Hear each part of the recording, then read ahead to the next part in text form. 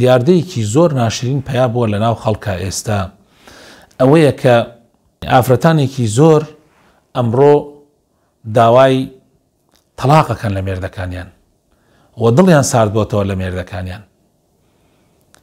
کاتێک من چوومەتە بنجوانی زۆرێک لەو حاڵەتانە تەماشا ئەکەم خەڵکێک هەیە لە پشتی ئەم مەوزوعەوە، خەڵکێک هەیە هانی ئەو ئافرەتە ئەدەن کە بەرامبەر بە مێردەکەی خراپ بێ.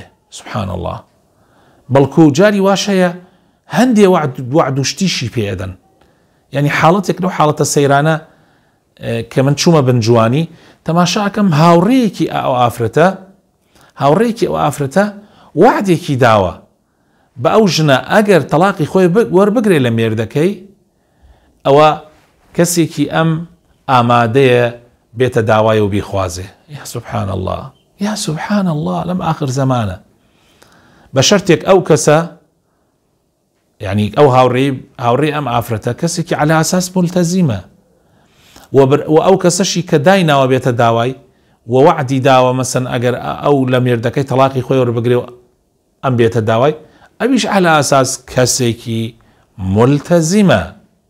یا سبحان الله. ئێمە لە قورئانە خوای پەروەردگار قەدەغەمان لێ کات لەوەی ئافرەتێک مێردەکەی مردبێ بەڵام عیددەی 4 مانگ و 10 ڕۆژەکەی تەواو نەبێ لەو ماوەیە کەسێک بچێتە پێشەوە قسەی تیا بکە، یعنی قسەی لەگەڵا بکە و پێی بڵێ من دێمە داوات. خوای تەعالا فێری کردوین لەو حاڵەتەشە هەتا پێشەوەی عیددەکەی تەواو ببێ کەوا ئەگەر لە نیەتمانە شتێکی وا هەبوو هەر بە شێوەیەکی ڕاستەوخۆ نەڵین دێنە داوات، بەڵکو بە ناڕاستەوخۆیی قسە لەو مەوزوعە بکرێ، نەک بە ڕاستەوخۆیی، چونکە هێشتا ئەو عیددەکەی تەواو نەکردووە. لەبەر ئەوە زۆر خەتەرە ئەم بابەتە. والرسول الله صلى الله عليه وسلم لحديثي صحيحة أفرمي لأيمنية كسيك ميردك هلبقرينت ولا كسيك آفرتك هلبقرينت ولا ميردكي. بيغمري خواه صلى الله عليه وسلم أفرمي لأيمنية كسيك آفرتك لميردكي هلبقرينتوا واي بيبكا كحزي لميردكي نميني واي بيبكا بیر لەوە بکاتەوە خۆی بداتە تەلاقدانە لەبەرەوەی شوکا بە کەسێکی تر.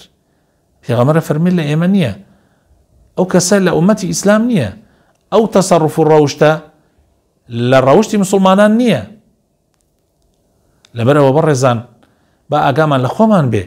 طبعا هەندێک لەو ئافرەتانە خاوەنی مناڵن، هەنێکیان ینی من کەسێک ئاگام لەوەیە کەسێک دراوەتە تەلاقدان خاوەنی 5 مناڵە، خۆی تەمەنی 40 ساڵە.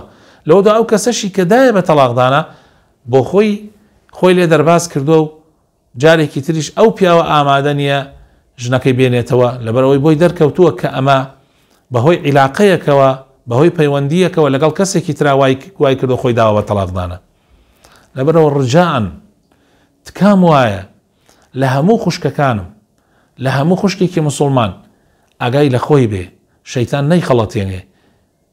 مێردەکانتان بەکەم مەزانن مێردێکی ڕێکوپێکی داوێن پاک کە حەقی تۆ بدا و مافی تۆ بدا با لە هەندێشتیشە تۆ بە دڵت نەبێ زۆر باشترە لە کەسێکی فێڵباز کە ئەیەوێت سبەی على ئەساس بتخوازێ و بێتە داوات لەوەشە چێت درۆ بکە تەنها بۆ ڕابواردن ئەو کاران لەگەڵەکە ئەوێ ڕابوارێ لەگەڵتە، بەڵام دوایی درۆشەکە دوایی کە تۆ ئەگەر شوشی پێ بکەی بە بێقیمەتی و بە بێنرخی تەماشاتەکە، چونکە یعنی لە مێشکی خۆیان ئەوەی داناوە کەسێک کە توانی خیانەت لە مێردەکەی خۆی بکە و خۆی بدا بە تەلاقدانە سبەی خیانەت لە ئەویشەکە، بۆیە هیچ متمانەیەکی